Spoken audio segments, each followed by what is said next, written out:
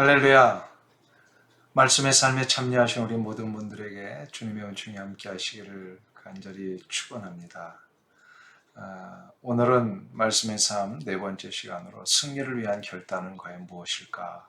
우리 잠언 17장에 있는 말씀을 통해서 한번 살펴보려고 합니다. 6절부터 8절의 말씀입니다. 손자는 노인의 면류관이요 아비는 자식의 영안이라.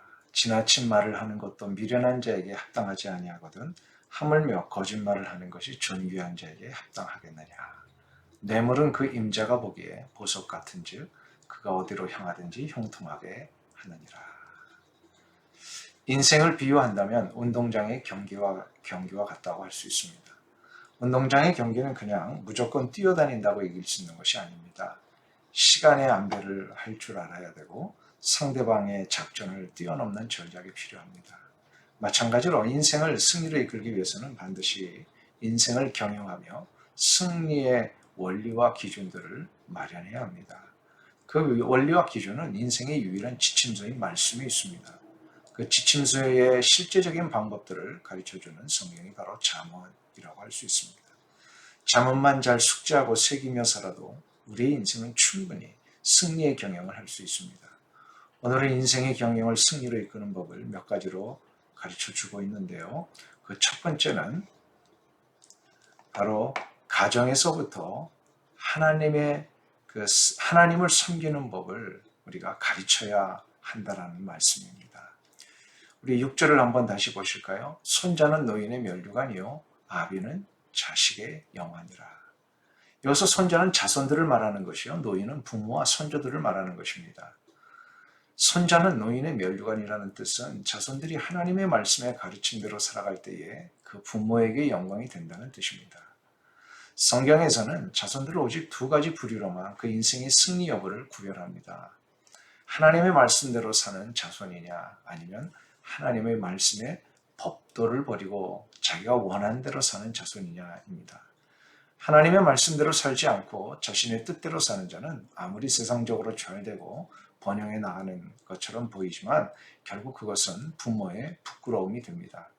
아벨은 그 부모에게 면류관과 같은 자식이었지만 가인은 부끄러운 자식이었습니다. 요엘과 암논과 압살롬은 다윗 왕에게 부끄러운 자식이었습니다. 그러나 자식들이 부모 밑에서 받은 말씀의 가르침을 잘 순종하면 부모에게 영광이 됩니다. 그래서 가르칠 수 있는 기회가 아직 남아있을 때 부모들은 자녀들에게 하나님의 말씀의 법들을 그대로 가르쳐 살아갈 것을 강조해야 합니다. 물론 부모만 잘 가르친다고 다 면류관이 되는 것은 아닙니다. 그 말씀의 가르침을 자녀들도 잘 받들어 새길 수 있도록 하나님이 그 아이들에게 은혜를 주셔야만 합니다. 그러므로 우리는 이 부분을 위해 기도해야 합니다.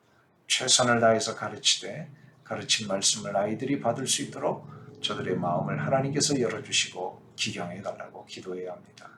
말씀과 기도가 언제나 함께 갈 때의 자녀들은 분명 부모의 면류관이 될 것입니다. 여기서 한 가지 더 중요한 약속이 있습니다. 부모가 말씀의 원리와 법들을 부지런히 자녀들에게 가르쳐서 저들이 하나님의 앞에서 바른 삶, 의로운 삶을 살기를 시작할 때에 하나님은 부모들의 헌신과 섬김과 희생의 수고를 자식들에게 갚아주신다는 뜻입니다. 그것이 아비는 자식의 영화라는 말씀입니다. 하나님께서는 출애굽한 이스라엘 백성들에게 이렇게 약속하셨습니다. 나를 사랑하고 내 계명을 지키는 자에게는 천대까지 은혜를 베푸느니라. 이 말씀은 믿음의 부모들을 통해서 자란 자녀들에게 축복을 보장해 주시겠다는 약속입니다. 물론 믿음의 부모에게서 태어났다고 모두가 다 축복을 받는 것은 아닙니다. 조건이 있습니다.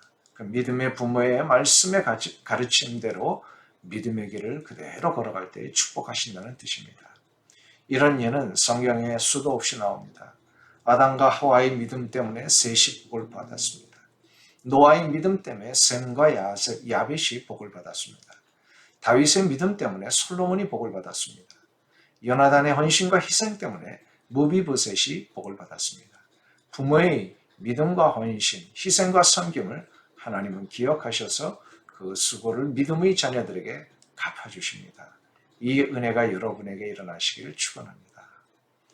두 번째로 인생의 경영을 승리로 이끌기 위해서는 말을 할 때에 하나님을 경외하는 말을 해야 합니다.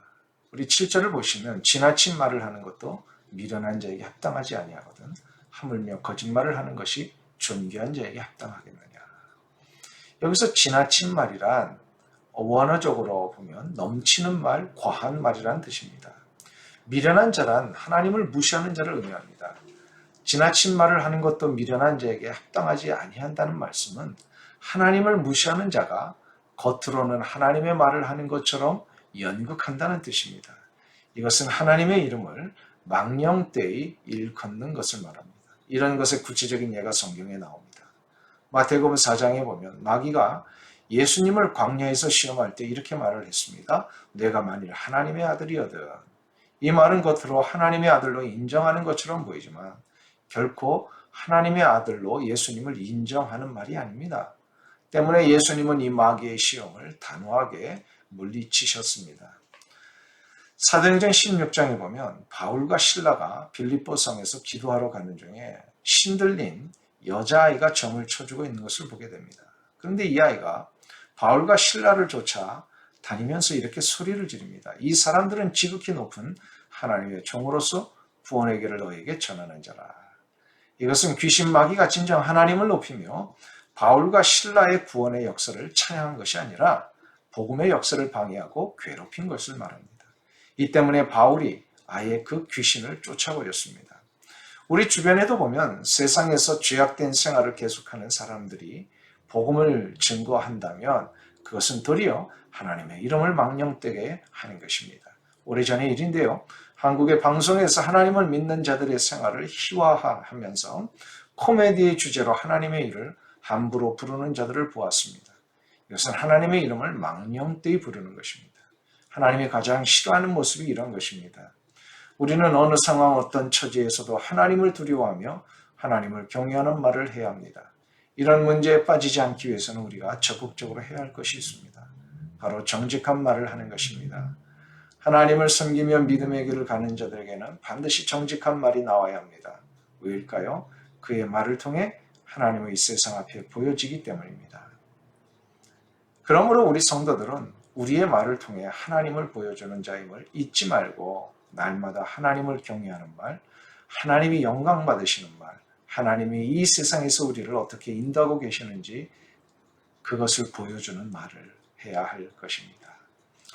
자, 그러면 세 번째로 인생의 경영을 승리로 이끌기 위해서는 어떻게 될까요? 바로 뇌물을 끊어내는 삶을 살아야 합니다.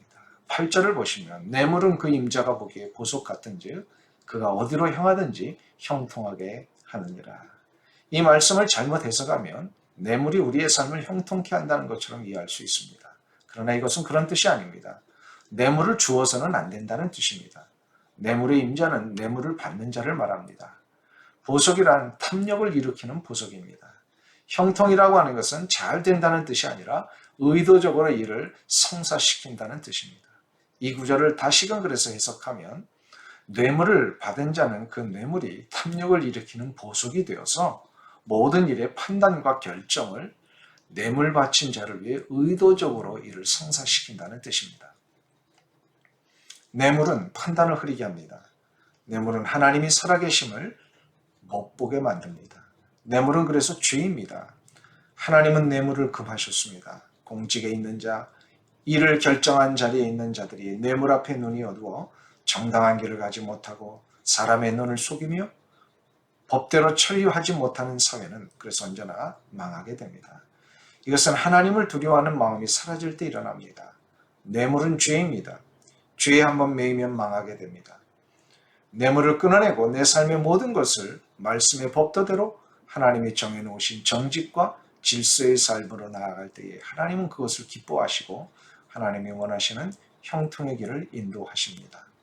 하나님은 모든 것을 보고 계십니다. 하나님 앞에서 우리의 삶에 사는 것, 코람데오의 삶을 사는 것이 바로 인생의 경영을 마침내 승리로 이끌 수 있습니다. 이 은혜가 여러분의 삶에 일어나시기를 간절히 축원합니다. 사랑하는 성도님 여러분, 이번 한 주간도 말씀으로 승리하시기를 간절히 소망합니다. 감사합니다.